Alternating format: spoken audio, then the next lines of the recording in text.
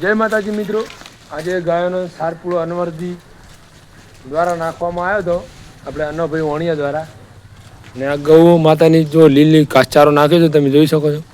ભીખોભાઈની પણ ગાયો લઈને આવી ગયા છે. શું કહેવું તમારે? ગાયોના ઘાસચારો નાખો તો ગોવાળીઓને પણ કોન્ટેક કરજો. એટલે ગાયો એને પણ દેશી ગાયો છે, બધી દેશી ગાયોને આપણે નાખ જ છે. જોરદાર એકદમ રામાપીરની અંદર ગૌ સેવા યુવા મંડળ અમે ચલાવી રહ્યા છે. કોઈને લીલો હુક્કો ઘાસચારો નાખવો હોય તો અમારો કોન્ટેક કરજો મિત્રો. ઘાસચારો વાટવા પણ આવીશું. અને તમે હુક્કો પૂળા હોય, લીલા મકાઈ નાખવાની હોય તો પણ અમારો કોન્ટેક કરજો. અમે લેવા પણ આવી જઈએ. અને તમે જાધન લઈને મૂકવા આવશો તો ચાલશે. ગૌ સેવા એ બહુ મોટે પૂન છે, તમે જોઈ શકો છો.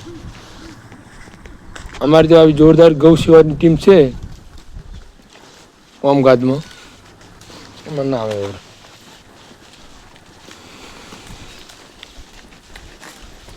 જુઓ છે ને રામાપીરનું મંદિરમાં બધી ગૌ સેવાની ટીમ જોરદાર છે ને. આજે તો ઉત્તરાયણ ઉપર અનોરાલે નહોતું નાખ્યું, પણ આડા દિવસે ઉતરીના પછી પણ નખાય છે. જેને સેવા કરવી છે એ તો ગમે ત્યારે સેવા કરી શકે છે. એટલે અનોરલાલને એનો ધનનો ભંડાર ભર્યો રાખે અને ગૌ માતા એને ખૂબ લાભ આપે એવી આપણે મનોકામના દિલથી કરીએ છીએ. સેવા પણ કરીએ છીએ. એની આવી ગૌ માતાની સેવા કરી તમે જોઈ શકો છો. એક નંબર. આ છે અમારું રામાપીરનું મંદિર. અને મિત્રો બીજ ભરવા જઈ રહ્યા હતો આજે આપણે વિડીયો નાખીશું. અને મારી ચેનલને સબસ્ક્રાઈબ ના કરી તો સબસ્ક્રાઈબ કરી નાખજો.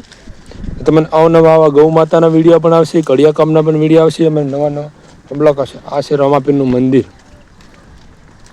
મિત્રો જે બીજ ભરવા જતા હોય પણ કોમેન્ટ કરજો. રામાપીરનું મંદિર છે જોરદાર. મિત્રો